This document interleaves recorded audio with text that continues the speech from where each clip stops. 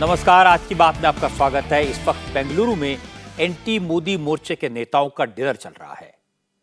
कांग्रेस का दावा है कि कल 26 पार्टियों के नेता बेंगलुरु पहुंचेंगे। दूसरी तरफ बीजेपी का दावा है कि कल दिल्ली में होने वाली एनडीए की मीटिंग में 38 दलों के नेता शामिल होंगे।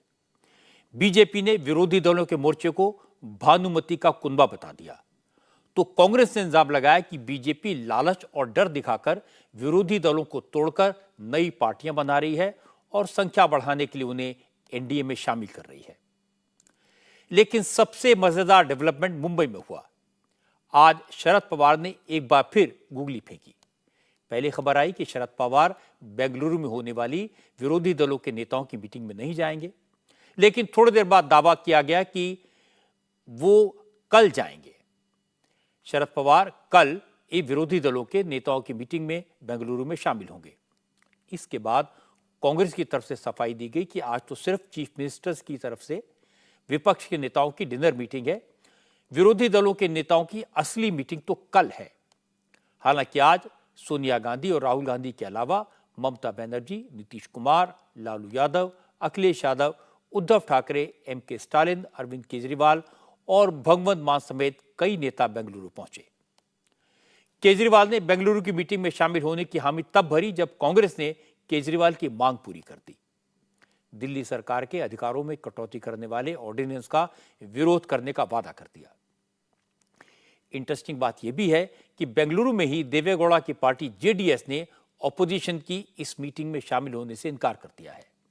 जेडीएस कल एनडीए की मीटिंग में शामिल हो सकती है। यूपी में अखिलेश यादव के दो साथी भी एनडीए के पाले में चले गए। कुल मिलाकर 2024 के लोकसभा चुनाव के लिए अब खेमेबंदी शुरू हो गई है। विरोधी दल एक साथ मिलकर मोदी को हराना चाहते हैं, जबकि दूसरी तरफ एनडीए भी अपना कुनबा बढ़ाने की ताकत में लगा है। वो हर हालत में मोदी को तीसरी बार जिताना चाहते हैं। बेंगलुरु में मीटिंग से पहले यूपी, बिहार और दूसरे राज्यों में एंटी मोदी मोर्चे को कैसे झटका लगा, ये मैं आपको बताऊंगा। ऑपोजिशन यूनिटी से क्या वाकई में बीजेपी को खतरा है? अगर सारे विरोधी दल मिलकर लड़े तो सियासी गणित पर इसका क्या असर हो सकता है? और जो पार्टियां राज्यों में एक दूसरे के दुश्मन हैं, उनको एक मंच पर लाने का नीतीश का फार्मूला क्या है और क्या यह फार्मूला सफल हो सकेगा? इन सारे सवालों पर बात करेंगे आज की बात में। लेकिन सबसे पहले शरद पवार का गेम समझने की कोशिश करते हैं, जिन्होंने बेंगलुरु पहुंचे सारे नेताओं की टेंशन बढ़ा दी है। मुंबई में आज कई डेवलपमेंट हुए। सुबह सुबह खबर आई कि शरद पवार विपक्षी दलों की मीटिंग में शामिल नहीं होंगे। फिर जैसा मैंने आपको बताया, कहा गया कि शरद पवार आज नहीं कल बेंगलुरु जाएंगे। उस वक्त ये लगा क्योंकि शरद पवार की वाइफ प्रतिभा पवार का ऑपरेशन हुआ है, हो सकता है उनकी देखभाल के कारण शरद पवार आज न जाएं, कल जाएं। लेकिन लोगों को उस वक्त हैरानी हुई जब शरद पवार दोपहर में अपने घर से अपने party office YB Chavan centre पहुंच गए। शरद पवार का वाईबी चव्हाण सेंटर पहुंचना बड़ी बात नहीं थी। बड़ी बात यह थी जिस वक्त शरद पवार पहुंचे उस वक्त अजित पवार, प्रफुल्ल पटेल, सुनील तटकरे और छगन भुजबल समेत एनसीपी के 37 एमएलए और 6 एमएलसी वहां पहले से ही मौजूद थे, शरद पवार का इंतजार कर रहे थे। अब ये तो पॉसिबल नहीं है कि प्रफुल्ल पटेल और अजित पवार शरद पवार से बात के बगैर सारे विधायकों को लेकर पहुंच गए होंगे। पहले बात हुई होगी, मुलाकात तय होगी, उसके बाद ही अजित पवार विधानसभा से निकलकर वाईबी चव्हाण सेंटर पहुंचे थे। शरद पवार ने पहले अजित पवार, प्रफुल्ल पटेल और जयंत पाटिल से अकेले में करीब 45 मिनट तक बात की। इसके बाद बाकी दूसरे विधायकों को भी शरद पवार से मिलने के लिए बुलाया गया। शरद पवार ने विधायकों से क्या कहा और विधायकों ने शरद पवार से क्या कहा, यह तो किसी ने नहीं बताया। लेकिन वह जो सीन दिखा उससे यह बात क्लियर हो गई कि इस वक्त लगातार ज्यादातर विधायक, पार्टी के नेता अजित पवार के साथ शामिल हैं और हो रहे हैं। अजित पवार के साथ 37 विधायक वाईबी चव्हाण सेंटर पहुंचे थे। अजित पवार ने सभी विधायकों को शरद पवार के सामने खड़ा करके अपनी ताकत का इजहार कर दिया और उनसे रिक्वेस्ट की अब वो जिद छोड़े, पार्टी का नेतृत्व करें, जो ज्यादातर विधायकों और पार्टी के लोगों की राय है उसका सपोर्ट करें। मीटिंग के बाद प्रफुल्ल पटेल ने नपे तुले शब्दों में इस बात को एक्सप्लेन किया।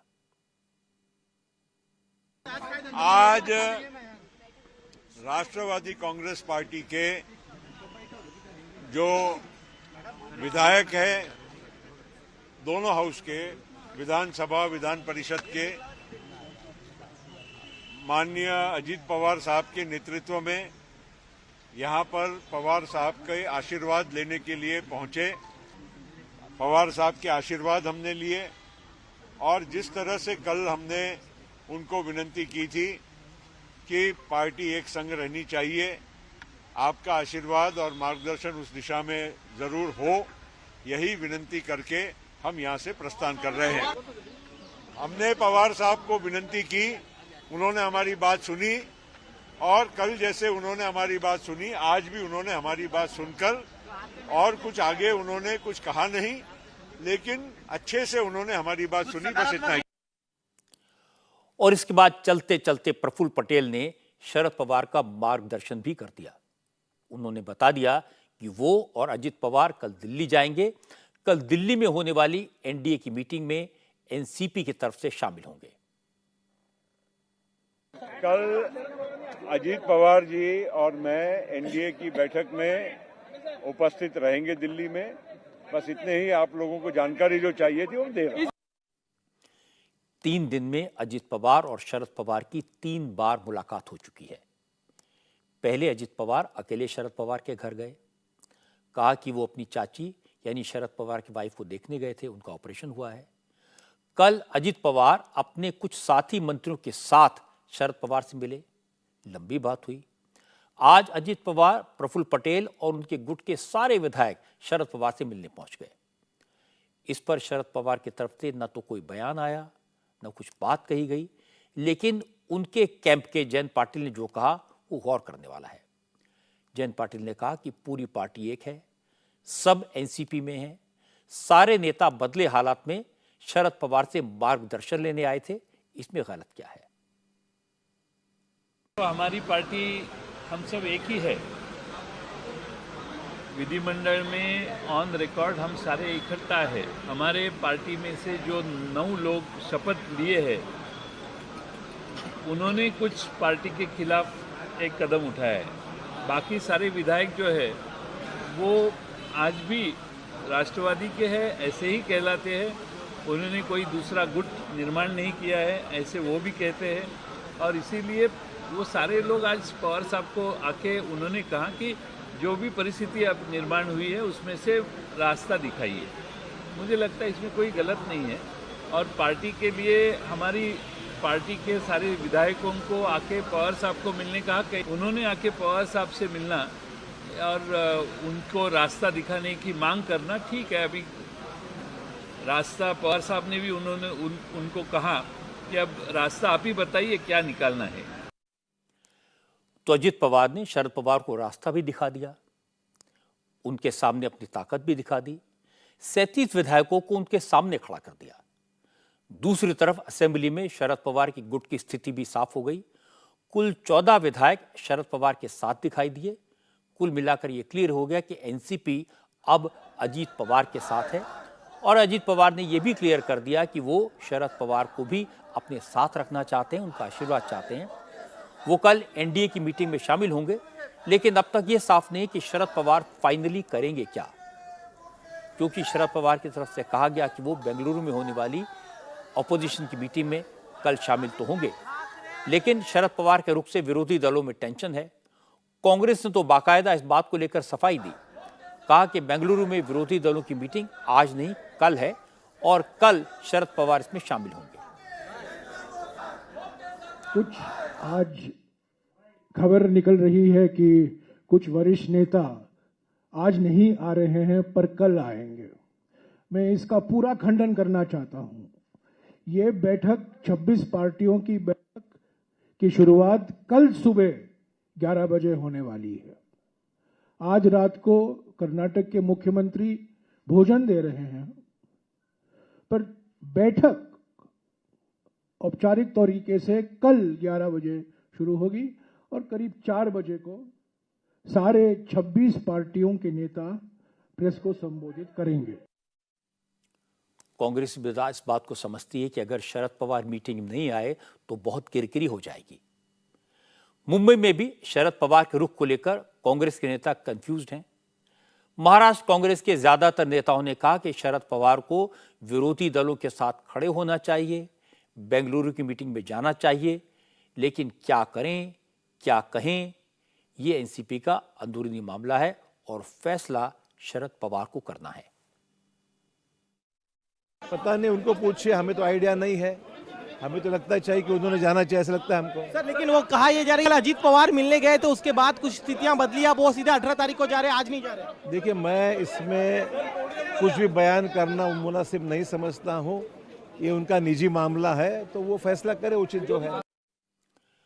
उद्धव ठाकरे अपने बेटे आदित्य के साथ बेंगलुरु पहुंच चुके हैं, लेकिन कल शिवसेना की तरफ से एकनाथ शिंदे एनडीए की मीटिंग में हिस्सा लेंगे। एकनाथ शिंदे सरकार में मंत्री दीपक केसरकर ने कहा कि शरद पवार क्या करेंगे ये तो वही जानते हैं, लेकिन नरेंद्र मोदी शरद पवार का कितना सम्मान करते हैं ये पूरा देश जानता है। अगर शरद पवार नरेंद्र मोदी के साथ आते हैं तो इससे महाराष्ट्र और पूरे देश का भला होगा। इस तरफ से सब लोग आदर करते हैं पवार साहब का, तो और मोदी साहब ने हमेशा भी उनकी सराहना की है।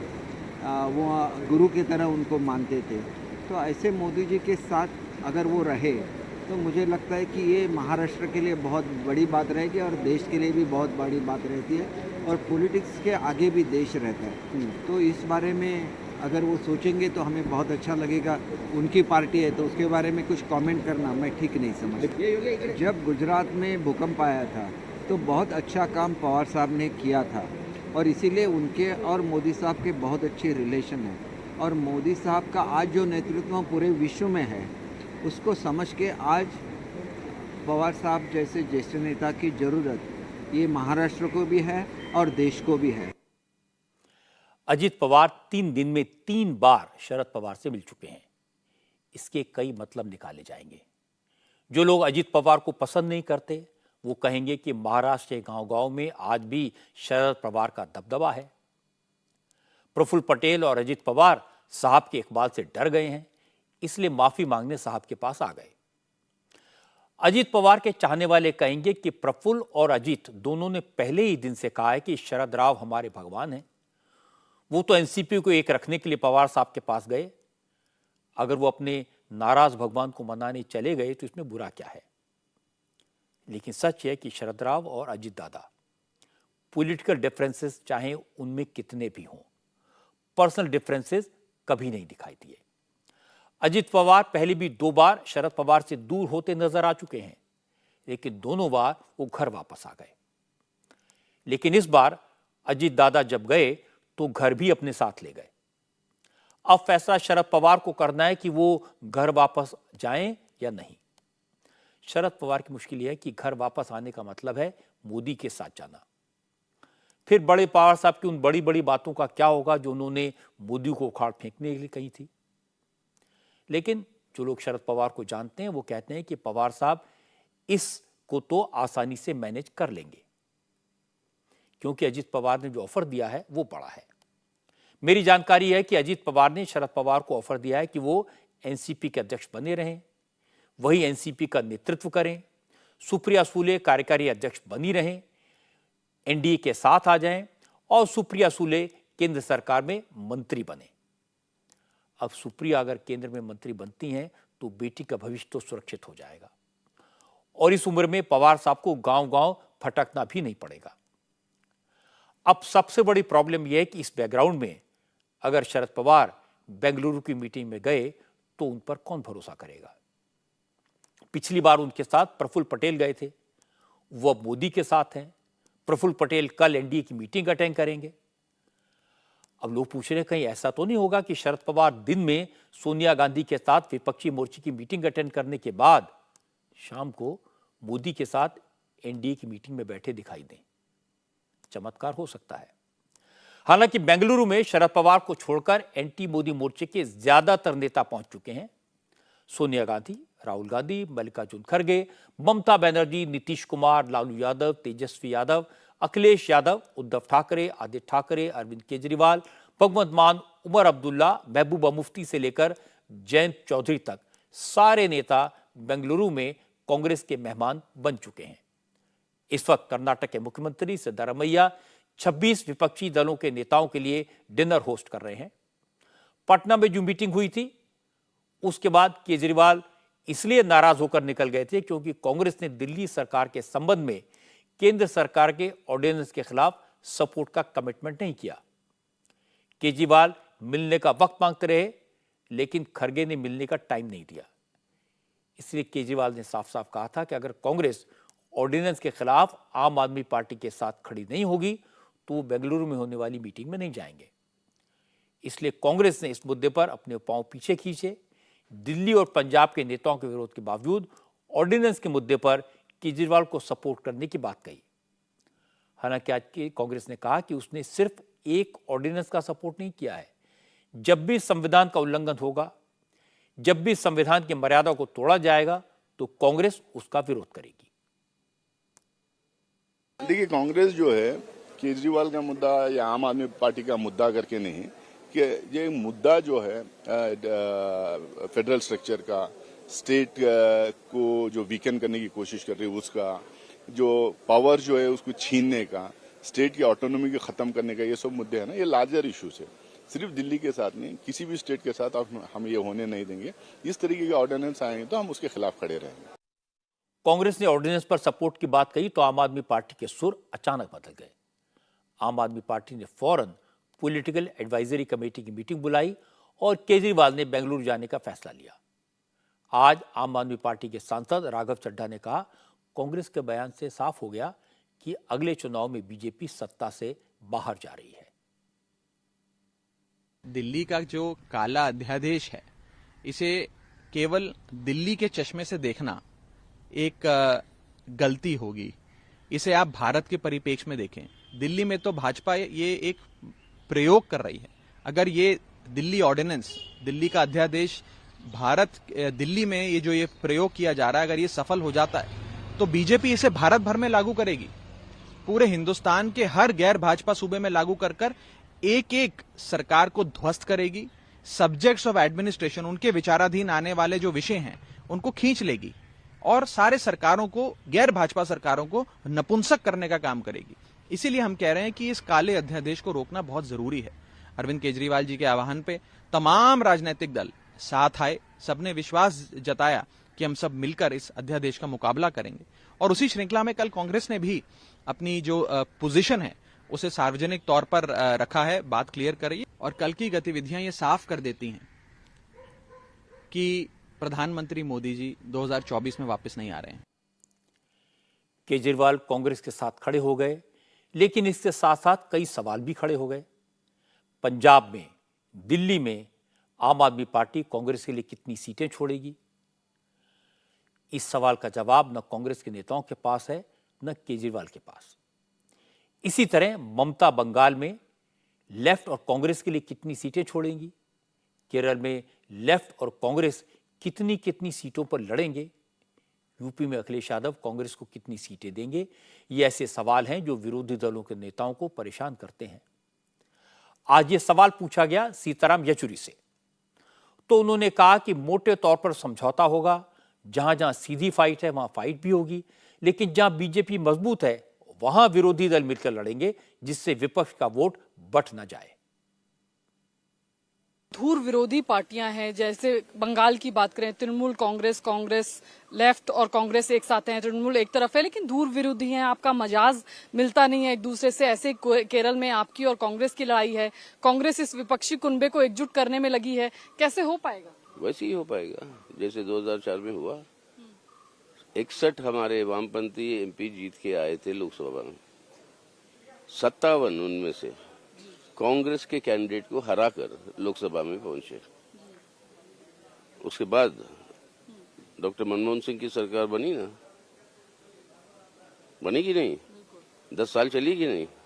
वही होगा। कई सारे स्टेट्स के अंदर, राज्यों के अंदर ये डायनामिक्स अलग होंगे और वो है हमारे देश की वास्तविकता और वो है देश की ठोस परिस्थितियां। और कोशिश यही है कि हर स्टेट के अंदर विपक्ष के वोटों के बंटवारे से भाजपा को कम से कम फायदा मिले। कई सारे स्टेट ऐसे होंगे जहाँ पे ये संभव नहीं होगा कि सब इकट्ठा हो।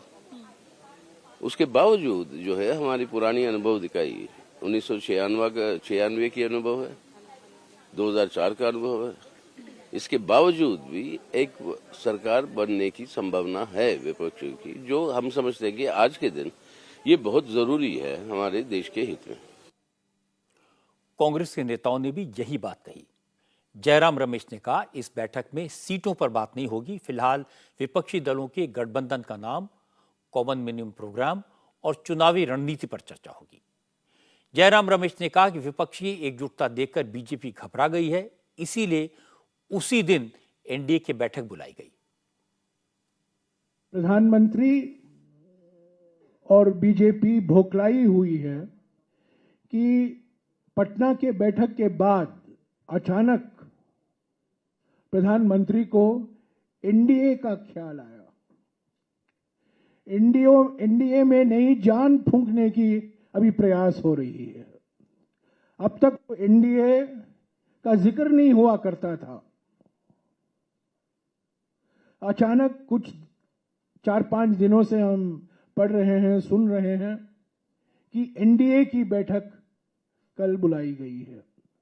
तो ये अचानक एनडीए जो एक भूत बन गया था, उसमें एक नई जान फूंकने की कोशिश की जा रही है और ये पटना सम्मेलन का एक नतीजा है। जो पटना में शुरुआत की गई थी 23 जून को, 18 जुलाई को बेंगलुरु में इसको आगे ले जाएगा और आप देखते रहेंगे कि एक रचनात्मक कार्यक्रम देश के सामने इन 26 पार्टियों के द्वारा भी तय किया जाएगा। जवाब में बीजेपी ने फिर एक ऐसा सवाल पूछ दिया जिसका जवाब विरोधी दलों के पास नहीं है। रविशंकर प्रसाद ने कहा कि विरोधी दलों ने बारात तो जुटा ली, अब ये भी बता दें कि दूल्हा कौन है। रविशंकर प्रसाद ने कहा कि आज देश को एक मजबूत नेता की जरूरत है, लेकिन विपक्षी दल बेंगलुरु में इसलिए मिल रहे हैं क्योंकि वो एक दूसरे को करप्शन, हिंसा और कुशासन की ट्रेनिंग देना चाहते हैं। वहां गठबंधन की राजनीति पर बात होगी कि ट्रेनिंग कैसे होता है, फ्लड का मिसमैनेजमेंट होता है तो केजरीवाल की सरकार से सीखिए। लोकतंत्र का गला कैसे घोटा जाता है तो ये जरा आप ममता जी से सुनिए। शिक्षक घोटाला कैसे होता है तो ममता जी की सरकार से सुनिए। कोयला घोटाला का नया स्वरूप कैसे आता है तो ममता जी के सहयोगियों को सुनिए। और चारा घोटाला, अलकतरा घोटाला में किस तरह से चारा खाया जाता है, अलकतरा पिया जाता है, यह आप लालू प्रसाद से सुनिए। इसी की ट्रेनिंग होगी ना वहां पर। अगर भगवान न करे बालाकोट ऐसी स्थिति दोबारा करने की जरूरत हुई तो क्या पहले कोalition की बैठक करेंगे और पूछेंगे? जरा सा नीतीश बाबू से पूछ लें तो लालू बाबू से पूछ लें तो ममता जी की राय ले लें, वहां वोट बैंक आएगा। तो ऐसे लोगों से देश का विकल्प बनेगा, ऐसे लोगों से भारत का भविष्य बनेगा? बिल्कुल नहीं। मजे की बात है कि आज ऑपोजिशन यूनिटी को एक धक्का बेंगलुरु में ही लग गया। देवेगौड़ा की पार्टी जेडीएस ने ऐलान कर दिया कि वो विरोधी दलों की मीटिंग में शामिल नहीं होगी। पूर्व मुख्यमंत्री एचडी कुमारस्वामी ने कहा कि कांग्रेस तो उन्हें ऑपोजिशन का हिस्सा मानती ही नहीं है। जहां तक एनडीए का सवाल है तो उन्हें एनडीए की तरफ से अभी इन्विटेशन नहीं मिला है। जब मिलेगा तब देखेंगे कि उन्हें क्या करना है। महागठबंधन ने कभी भी जेडीएस को अपना हिस्सा नहीं माना। अब ऐसे में जेडीएस विपक्षी दलों की बैठक का हिस्सा बने, इसका तो सवाल ही पैदा नहीं होता। एनडीए ने भी हमें कभी किसी बैठक में न्योता नहीं दिया। हम देखेंगे कि उस मोर्चे पर क्या हो सकता है, लेकिन हम महागठबंधन का हिस्सा तो बिल्कुल नहीं बनने जा रहे हैं। हालांकि कांग्रेस ने आज क्लियर कर दिया कि जेडीएस को विरोधी दलों के गठबंधन का हिस्सा नहीं बनाया जाएगा। जयराम रमेश ने कहा, अब राजनीति में ऐसे लोगों के लिए कोई जगह नहीं है जो पेंडुलम की तरह कभी इधर तो कभी उधर आते जाते रहते हैं। भारतीय राजनीति में त्रिशंकुओं के लिए कोई जगह नहीं है। आज के वक्त में, आज के हालात में त्रिशंकु रहना असंभव है। पार्टियों को तय करना है, क्या वो संविधान को सुरक्षित रखेंगे या वो उस पार्टी के साथ जाएंगे जो संविधान पर रोज हमला कर रहा है। ये त्रिशंकु का जमाना गया। जयराम रमेश की बात इंटरेस्टिंग है, लेकिन अगर पेंडुलम जैसे लोगों के लिए जगह नहीं है तो नीतीश कुमार वहां क्या कर रहे हैं? उनसे ज्यादा इधर से उधर टहलने वाला पेंडुलम और कहां मिलेगा? सवाल यह भी है, क्या जयराम रमेश शरद पवार को पेंडुलम कहेंगे? वो भी इधर से उधर जा सकते हैं। और अखिलेश यादव के बारे में क्या कहेंगे, जिन्होंने एक चुनाव में कांग्रेस से समझौता किया था और दूसरे में मायावती के साथ। हालांकि अखिलेश यादव के सुर अब बदल गए हैं। अखिलेश, जो पहले कांग्रेस को बीजेपी जैसा ही बताते थे, बेंगलुरु पहुंचकर कह रहे थे यहां पर देश के 2/3 जनता का प्रतिनिधित्व करने वाले नेता हैं। अब देश में बीजेपी का सफाया होकर रहेगा। मुझे खुशी इस बात की कि बेंगलोर में पटना के बाद बैठक हो रही है और भाजपा को 2/3 जनता हराने जा रही है। 2/3 यहां पर हैं। मुझे उम्मीद है कि देश की जनता इस बार भारतीय जनता पार्टी को बुरी तरह हरा करके भेजेगी। और सबसे पहले मैं धन्यवाद दूंगा कर्नाटक की जनता को, जिन्होंने फैसला लेकर के भारतीय जनता पार्टी को हराया। और इसी तरह मुझे देश के कोने कोने से जानकारी मिल रही है कि भारतीय जनता पार्टी का सफाया होगा। और सफाया का यही कारण है कि उत्तर प्रदेश में वो पुरानी आदतों में पड़ गए हैं। जो पुरानी आदत है, किसी को तोड़ लेना, लालच देना, स्वार्थ क्या है, क्या स्वार्थ से कैसे लाभ लिया जा सकता है, उस दिशा में लगातार काम करना शुरू भारतीय जनता पार्टी ने कर लिया है। और नकल करने वाले कभी पास नहीं होते हैं। जैसे ही उन्हें पता लगा कि बेंगलोर में बैठक होने जा रही है, उन्होंने अपनी बैठक बुलाई है। तो नकल करने वाले लोग कभी कामयाब नहीं होते। अखिलेश यादव तोड़फोड़ की जो बात कर रहे थे, असल में उनका इशारा दारा सिंह और ओम प्रकाश राजभर की तरफ था। दारा सिंह समाजवादी पार्टी के टिकट पर उत्तर प्रदेश में विधानसभा का चुनाव जीते थे, लेकिन आज उन्होंने असेंबली की मेंबरशिप से इस्तीफा दे दिया और इसके बाद बीजेपी में शामिल होने का ऐलान कर दिया। हालांकि 2022 के विधानसभा चुनाव से पहले उन्होंने समाजवादी पार्टी ज्वाइन कर ली थी और चुनाव जीत गए थे, लेकिन आज वो एक बार फिर बीजेपी के साथ आ गए। इसी तरह यूपी विधानसभा चुनाव में समाजवादी पार्टी के साथ गठबंधन करके चुनाव लड़ने वाले ओम प्रकाश राजभर ने भी एनडीए में शामिल होने का फैसला कर लिया। ओम प्रकाश राजभर की पार्टी के 6 विधायक हैं। इस तरह यूपी में एक दिन में विपक्ष के 7 विधायक कम हो गए। इसीलिए अखिलेश यादव बीजेपी पर लालच और डर का इस्तेमाल करके पार्टियों को तोड़ने का इल्जाम लगा रहे हैं। लेकिन ओम प्रकाश राजभर ने इन हालात के लिए अखिलेश को ही जिम्मेदार ठहराया। राजभर ने कहा कि अखिलेश किसी के साथ गठबंधन नहीं चला पाते, उनमें लीडरशिप की कमी है, इसलिए उनका हर अलायंस नाकाम हो जाता है।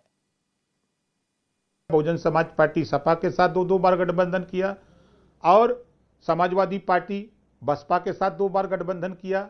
गठबंधन धर्म नहीं निभा पाए, साथ नहीं चल पाए। सपा ने कांग्रेस के साथ भी गठबंधन किया, नहीं गठबंधन धर्म नहीं चल पाया।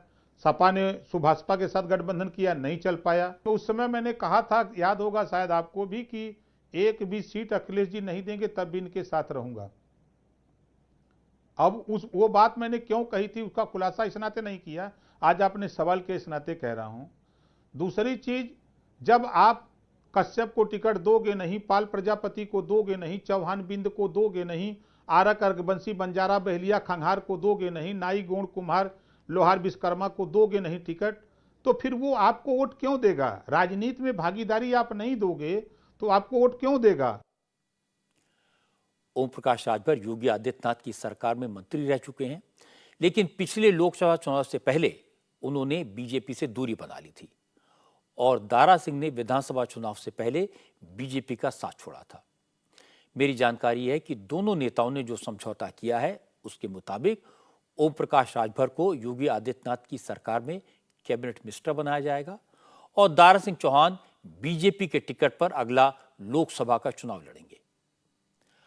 अब ओम प्रकाश राजभर कल एनडीए की मीटिंग में शामिल होंगे। यूपी से राजभर के अलावा संजय निषाद की निषाद पार्टी, अनुप्रिया पटेल का अपना दल, ये दोनों पार्टियां भी एनडीए की मीटिंग में शामिल होंगी। आज जेपी नड्डा ने बताया कि एनडीए की मीटिंग में 38 पार्टियों के नेता शिरकत करेंगे। बिहार से चिराग पासवान और उपेंद्र कुशवाहा की पार्टी के साथ साथ जीतन राम मांझी की पार्टी हिंदुस्तानी अवाम मोर्चा भी एनडीए की मीटिंग में दिखाई देगा। इसके अलावा असम से असम गण परिषद, बोडो पीपल्स पार्टी और united people's party liberal, Tripura से आईटीएफटी, महाराष्ट्र से एकनाथ शिंदे की शिवसेना और एनसीपी का अजीत पवार गुट, रामदास अठावले की रिपब्लिकन पार्टी, मेघालय से नेशनल पीपल्स पार्टी, नागालैंड से nationalist democratic people's party, Mizoram से मिजो नेशनल फ्रंट, सिक्किम से एसकेएम, हरियाणा से जननायक जनता पार्टी, आंध्र प्रदेश से पवन कल्याण की जनसेना, तमिलनाडु से एआईएडीएमके, पीएमके और तमिल मनीला कांग्रेस, पुडुचेरी से एनआर कांग्रेस, गोवा से महाराष्ट्रवादी गोमांतक पार्टी जैसे कई दल कल की बैठक में शामिल होंगे। आज बीजेपी अध्यक्ष जेपी नड्डा ने कहा कि बीजेपी ने कभी भी किसी दल को नहीं छोड़ा। जो पार्टियां एनडीए से अलग हुई वो अपनी मर्जी से अलग हुई और अब नरेंद्र मोदी की सरकार की नीतियों से प्रभावित होकर वापस एनडीए के साथ जुड़ रही हैं। नड्डा ने कहा आज देश भर में एनडीए के फेवर में माहौल है क्योंकि मोदी के नेतृत्व में एनडीए को सुशासन मिला और इस सुशासन की वजह से तरक्की हुई। कल राष्ट्रीय जनतांत्रिक गठबंधन नेशनल डेमोक्रेटिक अलायंस की बैठक शाम को आहूत की गई है और कुल मिलाकर के अभी तक 38 हमारे पार्टनर्स जो हमारे एनडीए के पार्टनर्स हैं उनकी कंफर्मेशन आ चुकी है। तो 38 पार्टनर्स कल इस मीटिंग में पार्टिसिपेट करेंगे जिनकी कंफर्मेशन आई है। पिछले 9 सालों में एनडीए का जो एक व्याप है वो बढ़ा है, स्कोप भी बढ़ा है और कुल मिलाकर के जो डेवलपमेंट का एजेंडा है उस डेवलपमेंट के एजेंडे को परस्यू करने के लिए जो इंडियन पॉलिटी में भारत के राजनीतिक परिदृश्य में जो लोगों की चाहत बढ़ी है और हर देश के कोने कोने में पॉलिटिकल पार्टीज डेवलपमेंट के साथ अपने आप को समावेश कर रही हैं। जेपी नड्डा ने कहा कि सारे विरोधी दल अगर एक हो भी जाएं तो भी मोदी को हराना नामुमकिन है क्योंकि विपक्ष के पास न नीति है, न नीयत है, न नेता। विरोधी दलों की एकता भानुमति का कुनबा है जिसमें सब भ्रष्टाचारी हैं, एक दूसरे को बचाने की नीयत से सब साथ आ रहे हैं, इसलिए अब फोटो ऑप से काम नहीं चलेगा। जहां तक यूपीए का सवाल है और ये जो ऑपोजिशन के अलायंस है ये भानुमति का कुनबा है और कहीं का ईंट कहीं का रोड़ा भानुमति ने कुनबा जोड़ा, इस तरीके का ये अलायंस है। न तो इनके पास नेता है, न ही नीयत है, न ही नीति है और न ही फैसला लेने की ताकत है। यह फोटो अपॉर्चुनिटी के लिए अच्छा है लेकिन सच्चाई यह है कि न तो इनके पास कोई फैसला लेने की ताकत है और न ही वो नीयत है, न ही नेता है। स्वार्थ की राजनीति पर आधारित ये एकता की जो बुनियाद है वो बड़ी खोखली है और इसीलिए यह कोई डिलीवर करने के लिए नहीं है। यह 10 साल के यूपीए के सरकार के भ्रष्टाचार और घोटालों का टोला है और 20 लाख करोड़ रुपए के घोटाले को से बचने का और उस पर एक्शन न हो उसके लिए यह एक जुड़ाव है, एक टोले का जुड़ाव है। इसको हमको स्पष्ट रूप में समझ लेना चाहिए। हालांकि कांग्रेस का कहना है कि बीजेपी विपक्षी दलों की नकल कर रही है। उनका कहना है कि चूंकि विपक्षी दलों ने बेंगलुरु में अपनी बैठक बुलाई थी, इसलिए जल्दबाजी में एनडीए की बैठक बुलाई गई। कांग्रेस अध्यक्ष मल्लिकार्जुन खड़गे ने कहा, अब तक तो मोदी कहते थे वो अकेले ही सब पर भारी हैं, तो अब दूसरी पार्टियों को जुटाने की जरूरत क्यों पड़ गई? हम जो कर रहे हैं वो देख के वो घबरा गए हैं, और घबरा कर वो जो पार्टियां में एक टुकड़ा हुआ था, 2 टुकड़े हुए थे, 3 टुकड़े, सबको जमा रहे, और उनको जमा के वो अपनी संख्या उसमें भारी संख्या दिखाने की कोशिश कर रहे। भारी हो अपोजिशन, सारे अपोजिशन को, फिर अपोजिशन आए कहाँ से उनके पास? सारे अपोजिशन को अकेले ही भारी है, तो मैं एक ही काफी हूँ बोले, तो फिर क्यों 30 लोग पार्टियों को जमा रहे? और वो 30 पार्टी के नाम तो बताओ आप। वो 30 पार्टी के लोग इलेक्शन कमेटी में या इलेक्शन ऑफिस में रजिस्टर करे सो है क्या यूं ही बुला रहे सबको? तो ये तो मालूम होने दो। और हमारे पास जो भी लोग हैं वो लोग हमेशा हमारे साथ हैं। हम हमेशा पार्लियामेंट के वक्त भी मिलके काम करते हैं, बाहर भी मिलके काम करते हैं, और अब बेंगलुरु में भी सभी पार्टियां वहां पर आई है। कल एनडीए की मीटिंग से पहले आज लोक जनशक्ति पार्टी रामविलास के नेता और स्वर्गीय रामविलास पासवान के बेटे चिराग पासवान अमित शाह से मिले। इसके बाद जेपी नड्डा से उनकी मुलाकात हुई और एनडीए में शामिल होने का ऐलान कर दिया। लेकिन इससे पशुपति पारस नाराज हैं, जो रामविलास पासवान के भाई हैं। उन्हें चिराग का एनडीए में आना अच्छा नहीं लगा। पशुपति हाजीपुर से सांसद हैं, केंद्र सरकार में मंत्री हैं, चिराग पासवान के चाचा हैं। पशुपति पारस ने कहा कि एनडीए में शामिल करने का, एनडीए की मीटिंग में बुलाने का ये मतलब थोड़े है कि चिराग की मांग मान ली गई है। जंगल में एक जीव रहता क्या हजारों जीव रहता, आप बताइए। उसी तरह से एनडीए पार्टी है। एनडीए पार्टी में सिर्फ इन्हीं दोनों को नहीं बुलाया गया, 31 लोगों को बुलाया गया, और अभी और चिट्ठी जारी हो रहा। ये चुनावी वर्ष है, चुनावी वर्ष में एनडीए भी हो, यूपीए गठबंधन भी अपना अपना शक्ति प्रदर्शन करना चाहता है, तो उसमें इन लोगों को बुलाया गया है। अब बुलाने से कुछ नहीं होगा। इनका जो डिमांड है वो डिमांड का क्या होगा? अब वो कहते हैं कि हम हाजीपुर से चुनाव लड़ेंगे। हाजीपुर में आपका क्या है? जब पासवान जी जीवित थे, पासवान जी ने कहा था कि चिराग तुम हाजीपुर से चुनाव लड़ो, उसमें उसने रिफ्यूजल दे दिया।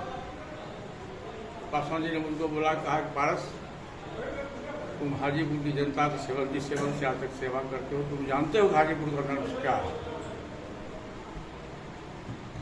तुम पर मेरा विश्वास है, उतना विश्वास चिराग पासवान पर नहीं है। चिराग पासवान मेरा बेटा जरूर है, लेकिन उस पर उतना विश्वास नहीं है जितना तुम पर विश्वास है, और तुम ही मेरा भविष्य का उत्तराधिकारी होगे।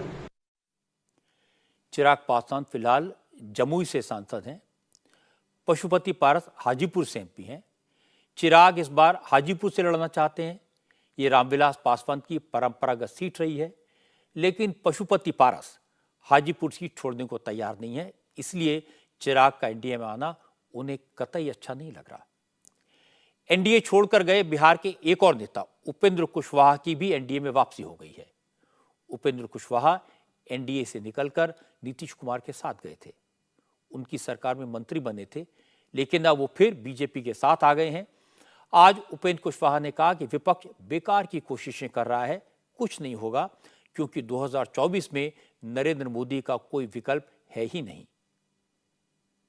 विपक्ष की स्थिति दिखावे के लिए भले लोग कोशिश में है कि एकता की बात दिखे, लेकिन सच में आपस में जिस तरह से मीटिंग करते हैं और मीटिंग के बाद बाहर जाकर बोलते हैं एक दूसरे के खिलाफ, तो इससे तो सीधा सीधा है कि सब लोगों के मन में, जो भी विपक्ष के लोग हैं, सिर्फ सत्ता की कुर्सी दिख रही है। मोदी हटाओ, इसके अलावा कोई उनका एजेंडा तो है नहीं, कोई वैकल्पिक एजेंडा की बात नहीं करेंगे तो जनता कैसे भरोसा करेगी। तो कुछ भी करे उसका कोई अर्थ नहीं निकल। नरेंद्र मोदी जी का कोई विकल्प 2024 तक तो नहीं है, क्योंकि उनके मुकाबले जो लोग हैं, पहलवान के खिलाफ दूसरा पहलवान अगर थोड़ा भी उस मुकाबला में दिखे तो कोई उम्मीद कर सकता है कि लड़ाई हो सकती है, लेकिन बहुत इतना का अंतर है कि कहीं कोई लड़ाई की स्थिति बनने ही नहीं वाली है। ऐसा लगता है कि बीजेपी ने 26 विपक्षी दलों के मोर्चे का जवाब 38 पार्टियों वाले एनडीए से देने की तैयारी की है। विरोधी दलों वाले मोर्चे में बड़े बड़े नेता जरूर दिखाई देंगे, लेकिन ममता बनर्जी, स्टालिन और केजरीवाल को छोड़कर जो लोग दिखेंगे उनमें से ज्यादातर का सपोर्ट बेस खिसक चुका है। उद्धव ठाकरे इस मोर्चे में हैं, पर उनकी पार्टी शिंदे के साथ एनडीए में है। शरद पवार कल चाहे मोदी विरोधी खेमे में दिखाई दें, पर उनकी पार्टी तो प्रफुल्ल पटेल और अजित पवार के पास चली गई है, जो कल मोदी के साथ बैठे दिखाई देंगे। नीतीश कुमार भी विरोधी दलों की एकता के पैरोकार इसलिए बने क्योंकि उन्हें अपना बेस खिसकने का डर था। उनकी पार्टी का कौन सा नेता उन्हें कब छोड़कर चला जाएगा ये वो नहीं जानते थे। कई छोटी छोटी पार्टियों ने अभी अभी उनका साथ छोड़कर एनडीए में शामिल होने का ऐलान कर दिया है। यही हाल उत्तर प्रदेश में है, जहां अखिलेश को मुख्यमंत्री बनाने का सपना देखने वाली पार्टियों के नेता अब बीजेपी के साथ हैं। बीजेपी की रणनीति यह है कि बिहार और उत्तर प्रदेश की जनाधार वाली पार्टियों को अपने साथ जोड़ा जाए। 2014 में यह प्रयोग सफल रहा था, इसलिए एनडीए की 38 पार्टियों वाले मोर्चे में भले ही बड़े बड़े नेताओं के चेहरे दिखाई न दें, लेकिन वहां ऐसे लोग दिखाई देंगे जिनके पास पब्लिक सपोर्ट है, अपना जनाधार है।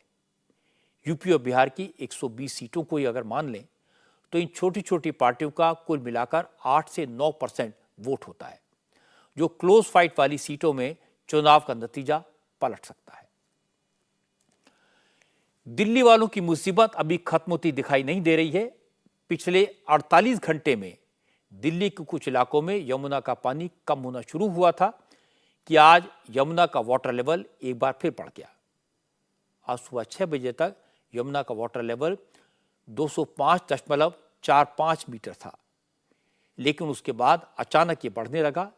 इस वक्त यमुना का वाटर लेवल 205.94 मीटर है, यानी इस वक्त भी दिल्ली में यमुना खतरे के निशान से करीब 1-2 फीट ऊपर बह रही है, और इसके कारण एक बार फिर दिल्ली के कई इलाकों में पानी का खतरा बढ़ गया है। हालांकि शांतिवन से लेकर राजघाट तक और आईटीओ के आसपास वाले पूरे इलाके में पानी अभी भी भरा हुआ है। सड़कें डूबी हुई हैं, कई दफ्तरों के कैंपस में पानी भरा हुआ है। इसके अलावा सोनिया विहार, उस्मानपुर, गांधीनगर और गीता कॉलोनी से लेकर मयूर विहार तक खादर वाले इलाके में यमुना का पानी है। आईटीओ में तो सबसे ज्यादा परेशानी हो रही है, क्योंकि यहां से हर रोज हजारों गाड़ियां गुजरती हैं। लेकिन सिचुएशन यह है कि आईटीओ पर एक तरफ की रोड पूरी तरह डूबी है, लेकिन दूसरी तरफ भी आधी सड़क पर पानी भरा हुआ है, जिसकी वजह से ट्रैफिक जाम हो रहा है। लोग कई कई घंटों तक ट्रैफिक में फंसे रहे हैं। क्योंकि यमुना खतरे के निशान से ऊपर बह रही है, इसलिए नदी का पानी नालों के जरिए दिल्ली के कई इलाकों में पहुंच गया है। दिल्ली सरकार की तरफ से लगाए गए राहत शिविरों में 23,000 से ज्यादा लोगों ने शरण ली हुई है, लेकिन आसपास पानी भरा होने के कारण अब बीमारियां फैलने का खतरा बढ़ गया है।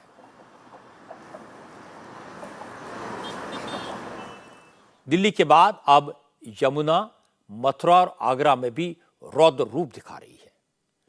45 साल के बाद यमुना ताजमहल तक पहुंच गई। यमुना का पानी ताजमहल की दीवार से टकरा रहा है।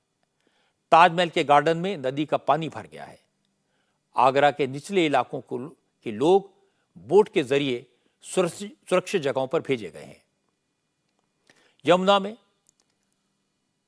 जो बाढ़ आई है उसकी वजह से मथुरा में हालात और ज्यादा खराब हो गए। वृंदावन में यमुना के आसपास के इलाके में बने ज्यादातर आश्रम और मंदिर डूब चुके हैं। बांकी बिहारी मंदिर के पास पानी पहुंच गया है। कई इलाकों में 3 दिन से पावर सप्लाई बंद है, क्योंकि करंट का खतरा है। बहुत सारे लोग अपने अपने घरों की दूसरी मंजिलों पर फंसे हुए हैं। बोट के जरिए इन लोगों को निकाला जा रहा है, लेकिन कई लोग घर छोड़ने को तैयार नहीं है, इसलिए प्रशासन को प्रॉब्लम तो हो रही है। हमारे संवाददाता अतुल भाटिया ने बताया कि इस वक्त मथुरा की जयसिंहपुरा खादर कॉलोनी में 8 फीट तक पानी भरा है। कॉलोनी के अंदर प्रशासन और एनडीआरएफ की बोट्स रेस्क्यू ऑपरेशन चला रही हैं। मध्य प्रदेश और महाराष्ट्र के कुछ इलाकों में भी बाढ़ जैसे हालात लगातार बने हुए हैं। इसकी वजह से कई शहरों से बुरी खबरें आई हैं। रायसेन में महादेव पानी वाटरफॉल पर पिकनिक मनाने गए 3 लोग डूब गए। मौके पर मौजूद लोगों ने किसी तरह तेज बहाव के बीच 2 लोगों को तो बचा लिया, लेकिन एक शख्स की मौत हो गई। इसी तरह की खबर देवास से आई। देवास में जामनी नदी पर बने एक डैम में एक व्यक्ति डूब गया। लोगों ने शोर मचाया, पुलिस को इन्फॉर्म किया। इंस्पेक्टर राजाराम बास्कले मौके पर पहुंचे। उन्होंने पानी में डूबे शख्स को खोजने के लिए खुद पानी में छलांग लगा दी और वो भी डूब गए। लोगों ने बताया कि इंस्पेक्टर राजाराम तेज बहाव के बीच भंवर में फंस गए और निकल नहीं पाए। जब काफी देर हो गई तो इंस्पेक्टर को बचाने के लिए लोग पानी में उतरे, लेकिन तब तक देर हो चुकी थी। शिवराज सिंह चौहान ने इंस्पेक्टर राजाराम के निधन पर शोक जताया और उनके परिवार को 1 करोड़ रुपए की आर्थिक मदद का ऐलान किया। हमारे टीआई श्री राजाराम बास्कले वो कर्तव्यनिष्ठ अधिकारी थे और अपने कर्तव्यों की पूर्ति करते हुए ही उन्होंने अपना बलिदान दिया है। उनकी पत्नी, 2 बच्चे, एक 4 साल का बेटा और एक 2 महीने की बेटी है। अब वो मेरा परिवार है, इसलिए उनके परिवार को 1 करोड़ रुपए की सम्मान निधि भेंट की जाएगी। उनका अंतिम संस्कार राजकीय सम्मान के साथ किया जाएगा। बाढ़ और बारिश के बीच सेल्फी का क्रेज भी जानलेवा साबित हो रहा है। आज मुंबई, चंद्रपुर, इटावा और कानपुर से सेल्फी के चक्कर में कई लोगों की मौत की खबर है। मुंबई का वीडियो तो दिल दहलाने वाला है। मुंबई में एक महिला और पति लोगों के मना करने के बाद भी समंदर के किनारे रखे बड़े बड़े कंक्रीट के पत्थरों पर बैठकर सेल्फी लेने चले थे। उनका बेटा सामने खड़ा था। अचानक तेज लहर आई, बेटा चिल्लाया, लेकिन तब तक समंदर की लहर उसकी मां और पिता दोनों को बहा ले गई। महिला के पति को तो वहां खड़े लोगों ने मुश्किल से बचाया, लेकिन महिला की मौत हो गई। पता ये लगा कि जिस महिला की मौत हुई उसका नाम ज्योति सुनार था। 27 साल की ज्योति अपने पति मुकेश सुनार और बच्चों के साथ बैंड्रा फोर्ट घूमने आए थे। इस दौरान सेल्फी लेने के चक्कर में हादसा हो गया। अब तक ज्योति की डेड बॉडी भी नहीं मिल पाई है।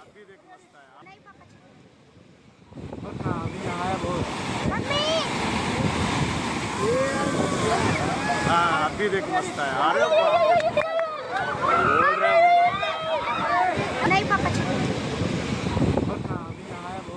महाराष्ट्र के चंद्रपुर में भी इसी तरह डैम के किनारे सेल्फी लेने की कोशिश करते वक्त 4 युवक डूब गए। यह हादसा खोड़ाक्षरी डैम पर हुआ। चंद्रपुर में शेगांव के 8 लड़के पार्टी करने के लिए डैम पर आए थे। डैम के किनारे खड़े होकर इनमें से एक लड़का सेल्फी ले रहा था। उसका पैर फिसल गया। उसे बचाने की कोशिश में उनके 3 साथी भी डैम में कूद गए। बचे हुए 4 लड़कों ने इन्हें बचाने की कोशिश की, लेकिन कामयाब नहीं हो पाए। पुलिस ने इनकी तलाश में सर्च ऑपरेशन शुरू किया है। पिछले कुछ दिनों से हो रही लगातार बारिश की वजह से डैम का वाटर लेवल काफ़ी बढ़ा हुआ है, जिसकी वजह से सर्च ऑपरेशन भी मुश्किल हो रहा है।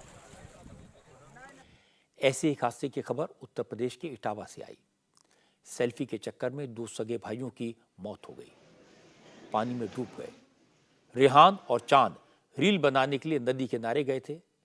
रेहान को रील्स बनाने का शौक था। दोनों भाई सेंगर नदी के किनारे गए और वहां रेहान नदी किनारे खड़े होकर रील बना रहा था। रेहान का पैर फिसल गया और वो नदी में गिर गया। चांद ने उसे खींचने की कोशिश की, लेकिन वो भी नदी में गिर गया। 2 घंटे बाद दोनों की डेड बॉडीज नदी से बरामद की गई। रेहान और चांद दिल्ली के बदरपुर के रहने वाले थे। अपनी नानी के 40वें में हिस्सा लेने के लिए वो इटावा आए थे। सेल्फी का क्रेज, रील बनाकर पॉपुलर होने की सनक के कारण लोग अपनी जिंदगी दांव पर लगा रहे हैं। ये चिंता की बात है। इस वक्त बारिश का मौसम है, ज्यादातर नदियां उफान पर हैं, डैम्स ओवरफ्लो हो रहे हैं। हर जगह पुलिस तैनात नहीं हो सकती, हर जगह लाइफ गार्ड नहीं हो सकते। इसलिए मेरी आप सबसे अपील है, सावधानी बरतें, अलर्ट रहें, एक सेल्फी के चक्कर में अपनी जिंदगी दांव पर ना लगाएं। रील तो फिर भी बन जाएगी, लेकिन जिंदगी फिर दोबारा नहीं मिलेगी। शिवरात्रि के बाद औपचारिक तौर पर कांवड़ यात्रा तो खत्म हो गई। इस बार हरिद्वार में 4 करोड़ 7 लाख कांवड़िए गंगा जल भरने पहुंचे।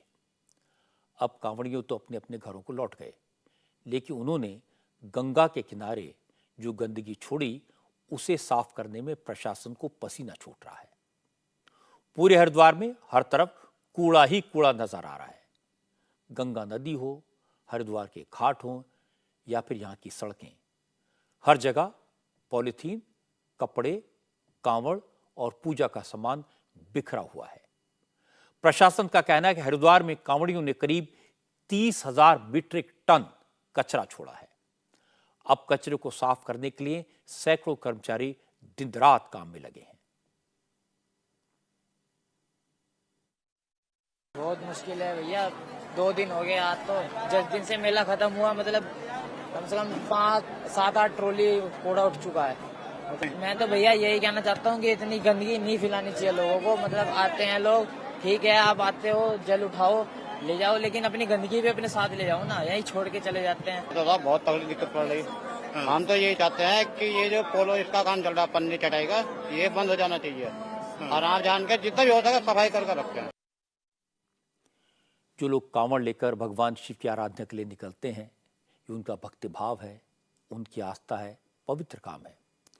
लेकिन भोलेनाथ की नगरी में मां गंगा में गंदगी फैलाना भी पाप है। इसलिए कांवड़ यात्रा पर जाने वालों को ध्यान रखना चाहिए कि वो पवित्र गंगा जल लाएं, लेकिन गंगा में गंदगी छोड़कर न जाएं। गंगा तो शिव में बसती है, गंगा में गंदगी छोड़ना गंगा का अपमान है। पाकिस्तान से एक बार फिर बुरी खबर आई है। यहाँ एक बार फिर मंदिर पर हमला हुआ है। आज पाकिस्तान से 2 मंदिरों को तोड़े जाने की खबरें आई। कराची में तो पुलिस की मौजूदगी में प्रशासन ने 150 साल पुराने मंदिर पर बुलडोजर चला दिया। कराची के सोल्जर बाजार में मारी माता का 150 साल पुराना मंदिर था, लेकिन मंदिर के जगह कमर्शियल कॉम्प्लेक्स बनाने के लिए रातों रात इस पर बुलडोजर चला दिया गया। मंदिर को तोड़ने के लिए इलाके की बत्ती गुल की गई। जब मंदिर पर बुलडोजर चला, उस वक्त कराची पुलिस का एक दस्ता वहां मौजूद था। कुछ लोगों ने छुपकर प्रशासन की इस हरकत को कैमरे में कैद कर लिया। वीडियो सामने आया तो सिंध की सरकार लीपापोती में जुट गई। सिंध सरकार ने बयान जारी किया, किसी भी पूजा स्थल पर कमर्शियल बिल्डिंग बनाने की इजाजत नहीं दी जाएगी। कराची के मेयर बैरिस्टर मुर्तजा वहाब ने तो ट्वीट करके मंदिर तोड़ने की घटना को गलत बताया। मंदिर की पुरानी तस्वीर डालकर वहाब ने दावा किया, मंदिर को कोई नुकसान नहीं पहुंचा है। इसी तरह सिंध प्रोविंस के कश्मीर इलाके में मंदिर पर रॉकेट लॉन्चर से हमला किया गया।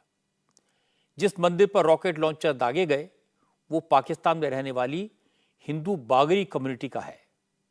हमले के वक्त मंदिर बंद था। ये मंदिर बागरी समुदाय के रिचुअल्स के लिए साल में एक बार ही खोला जाता है। पुलिस का कहना है कि हमला डकैतों ने किया। बागरी समाज के मेंबर डॉक्टर सुरेश के मुताबिक मंदिर पर दागे गए रॉकेट लॉन्चर एक्सप्लोड नहीं हुए, वरना कई जानें चली जाती। मैं आपको बता दूं कि कश्मीरा इलाके में जो हिंदू रहते हैं, उनको लगातार धमकियां मिल रही हैं। कट्टरपंथी कह रहे हैं कि पाकिस्तान से भागकर भारत पहुंची सीमा हैदर को जब तक वापस नहीं किया जाएगा, हिंदुओं पर हमले जारी रहेंगे। सीमा, आपको याद होगा, अपने 4 बच्चों को लेकर पाकिस्तान से भारत आ गई है। इस बीच पाकिस्तान के ह्यूमन राइट्स कमीशन ने भी एक ट्वीट किया। ट्वीट में दावा किया है कि दक्षिण सिंध के एक क्रिमिनल गैंग ने 30 हिंदुओं को हॉस्टेज बना लिया है। इसमें महिलाएं और बच्चे भी शामिल हैं। लगातार मंदिर तोड़ने और हिंदुओं पर हमले की धमकियों से सिंध में रह रहे हिंदू परिवार दहशत में हैं। पाकिस्तान में मंदिर पर, हिंदुओं पर कोई ना कोई बहाना बनाकर अक्सर हमले किए जाते हैं। मंदिर और गुरुद्वारों को तोड़कर उन पर कब्जा करने की कोशिश की जाती है। यह सब पाकिस्तान सरकार की अनदेखी और लापरवाही की वजह से हो रहा है। भारत सरकार को इस पर सख्त रुख दिखाना चाहिए, पाकिस्तान को चेतावनी देनी चाहिए, तभी जाकर शायद इसका कोई हल निकलेगा। आज की बात में इतना ही। मेरी आपसे अगली मुलाकात होगी कल रात 9 बजे।